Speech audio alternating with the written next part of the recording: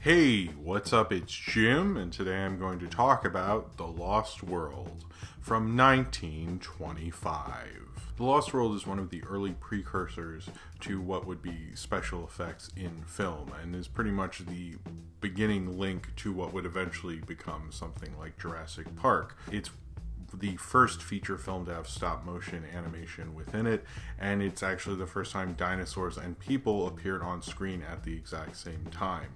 It was a completely groundbreaking moment in special effects, and it really went on to influence everything from King Kong to Godzilla to pretty much every monster movie that we know of throughout the entirety of film history. Now, the special effects were done by Willis O'Brien, who was a major influence on Ray Harryhausen, who majorly influenced pretty much everyone who made special effects after him. I think one of the reasons this movie hit so hard, now it was based on a book by Arthur Conan Doyle, which is very influential, and you could have that argument which one is more influential. Is it Arthur Conan Doyle's book, or is it this movie? And Spielberg, when he made his sequel to Jurassic Park, claims it was named after this movie, but Michael Crichton, of course, named it after the book.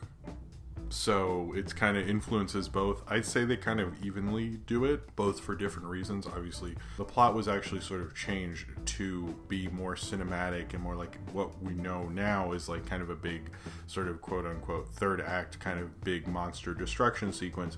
In the book, they just have like a baby dinosaur, but in this, they have a dinosaur that just comes and goes through London and destroys the place and destroys the city, which is more kind of traditionally what we know of as today. So I think like you could say the book definitely with the adventure storyline and things influenced it, but that third act is highly important in terms of how we would structure, big monster movie type of things throughout everything else. Most of that is because of Willis O'Brien, who was, a big kind of the grandfather of all special effects. He had actually done a short film with stop motion with dinosaurs called The Ghosts of Slumber Mountain, which a lot of is lost, but that just had dinosaurs by themselves. It didn't have dinosaurs interacting with humans, and this was like a highly different thing. In fact, it blew people away to such a degree that the New York Times at the time said Conan Doyle's monsters of the ancient world or of the new world, which he discovered in the ether, were extraordinarily lifelike. If fakes, they were masterpieces. It really blew people away. People weren't used to this sort of thing. Like nowadays, we're used to that,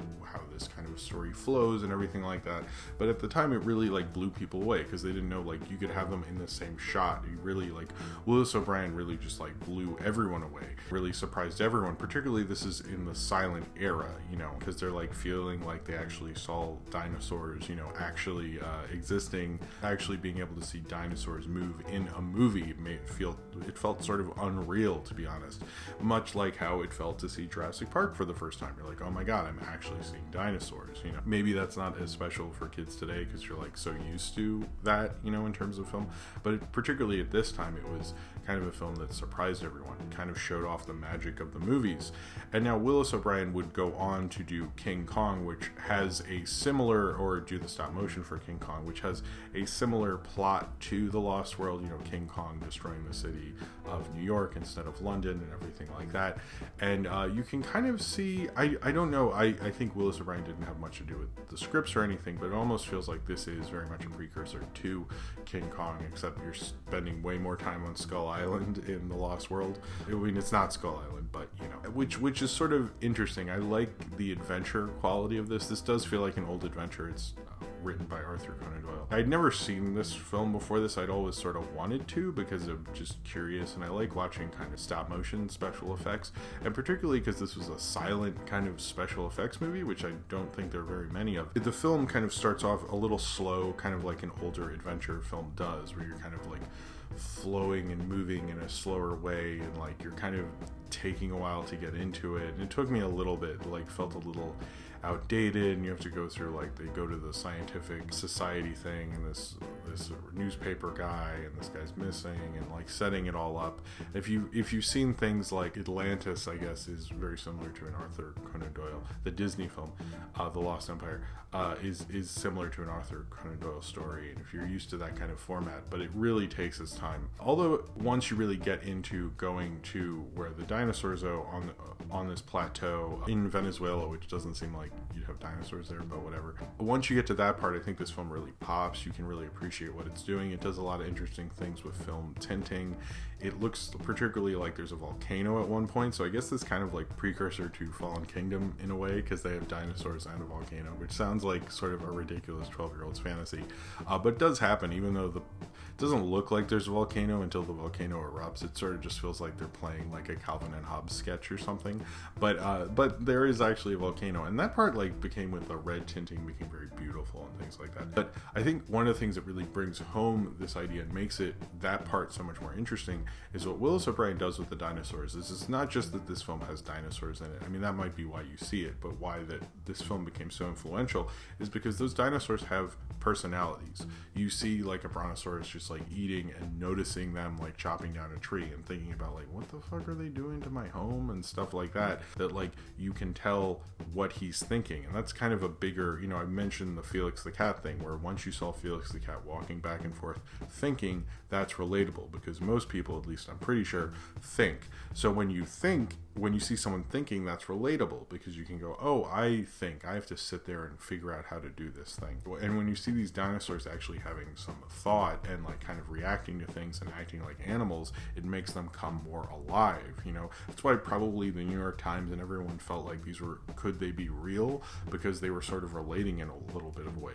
Willis O'Brien wasn't just an amazing animator because he was first and because he made King Kong and all those things. It's also like King Kong had a personality to him. That's why we're still talking about the 30s King Kong, and that's why we probably should still be talking about The Lost World, the 25 one, because it's kind of showing like a fundamental part of animation is making sure you can see that personality just through movement. You know, there is a certain acting that needs to be done in animation, and he gets that so well. Like, not only is he doing on a technical level, this is sort of a must-see, but on a pure animation level, it shows like fundamental things that you should definitely have for your characters. And I think that's probably why this film was such a monstrous hit, because you get that kind of feeling that they're real, because he's animating them, like giving them the respect as a character. You know, it almost felt like he knew how this sort of dinosaur would act, how this one would act, and certain things like that.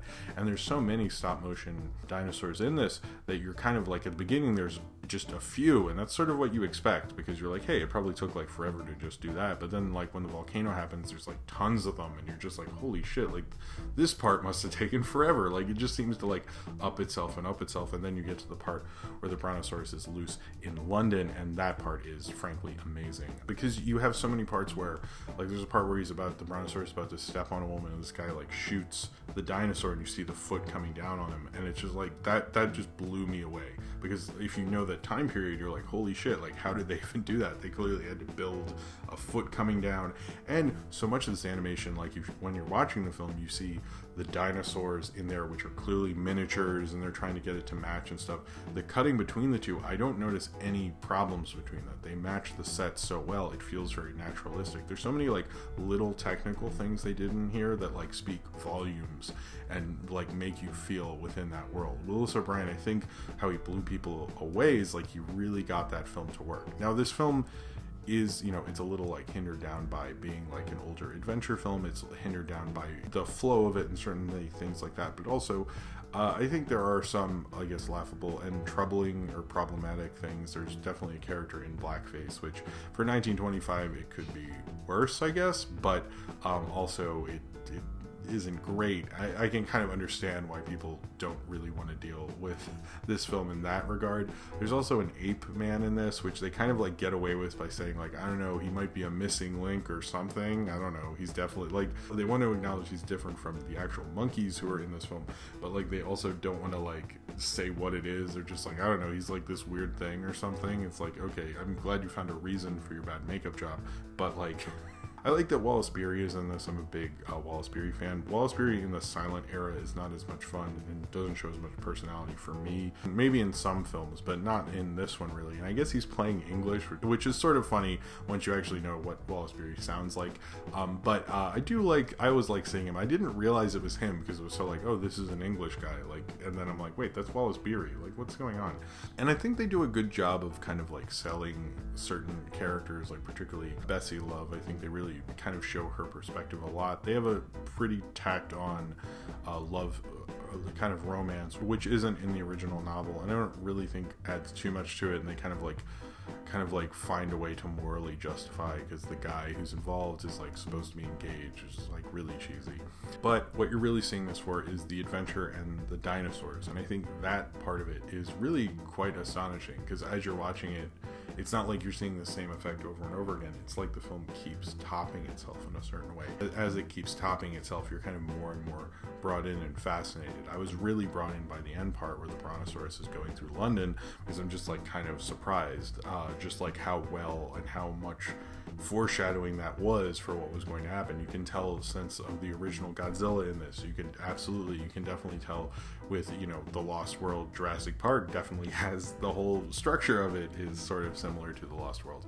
So it's interesting how influential this film is and how essential this is, and how them kind of deciding to change that story into what it is in this film kind of ended up kind of changing film history and making what would be, the monster movie. Changing that idea, it turns out, is what like all monster movies need to have, the monster destroying the city. And this was the very first time. And I think they do a good job. He doesn't do as much damage as like most monsters do, but he does enough damage and kind of really sells it as like these people are terrified, they're surprised, people coming out of pubs. One guy who looks like Lon Chaney, but I can't really find if that was a cameo or not, but like he definitely does. It's really quite an enjoyable, kind of nice adventure kind of silent film. I'd say this is the kind of silent film that would be good. Like if you don't really watch silent film very much, this isn't incredibly challenging or anything, maybe like socially because of the blackface and stuff, but other than that part, which is troubling and I don't like, but I think that's still part of history and we shouldn't ignore it either. If you can get past that, I think this is really good. I'd recommend the longer cut because that is closer to what the film actually is. There's like we didn't have a full cut of it for a while, mostly because when they wanted to make a sound remake, the deal with First National, who made this film, was to destroy and take out of distribution the silent version, because they clearly like did not think of like restoring film history and stuff like that. But we've managed to, for a while, for years, like decades, there was only this hour-long version, and now we have a much longer version which came out in 2017, only a year ago. So try to watch the longest version you can. It's interesting. Silent film keeps getting discovered and rediscovered. There's always new cuts and longer cuts of silent film that we used to not get. We used to just like, I don't know, most of this is lost, whatever. But this, it seems like a majority of it is found, and it's cool to see. Like, you get to see a herd of Triceratops, you get to see Tyrannosaurus Rex, Allosaurus, Brontosaurus, like all these things, and how they imagined it at the time.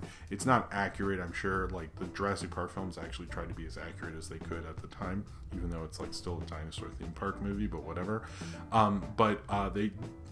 It's interesting how they used to view these creatures and getting like a snapshot of that within this film, and really seeing like how dinosaur special effects have always been there to blow people away. It's like kind of a grand cinematic tradition that Jurassic Park very much is in, which definitely Spielberg knew. I do remember seeing clips of this in making up for Jurassic Park and buying any Jurassic Park magazines or something. They'd always reference this movie, and I'm glad I saw it. I don't know if I'd like see it again necessarily, but it was definitely like a fun watch and a peek into like how the monster movie structure and everything like that came to be is definitely through this film, and how they chose to tell this story and kind of take the liberties with it ended up influencing all of film history, and all of those monsters squishing a bunch of people. It just, this time the guy decided to shoot the monster to stop him, which I thought, was a nice touch to it. But this unlocked lots of imaginations, and definitely unlocked Ray Harryhausen's imagination, as well as I think more King Kong, but it unlocked so many people who would go on to influence the people who would make the special effects for the movies that would probably go on to influence countless generations. This is really where it all starts. You had Gertie the Dinosaur, and you had Brute Force, which are dinosaur movies before it, but this is really the one that sets the stage and sets the format, and kind of blows you away at the fact that, like, holy shit, they really did this in 1925. It's just frankly absolutely amazing to watch and witness, like, what they could accomplish then, and what Willis O'Brien was really doing before King Kong. And it's amazing to see special effects and stop motion become what they are and become almost so fully formed and structured into being so influential in what they would become later. This is really, like, if you want to understand the history of monster movies and understanding, I guess, the missing link, this film is definitely it. A very fun adventure kind of silent film that will really blow you away with its visuals. If you're a dinosaur fan, I definitely recommend this movie because you will sit back and open up your imagination to a film that opened up many other people's and blew them away almost 90 years ago. So if you have seen The Lost World and you would like to talk about it, then comment below in the comments and subscribe if you would like to.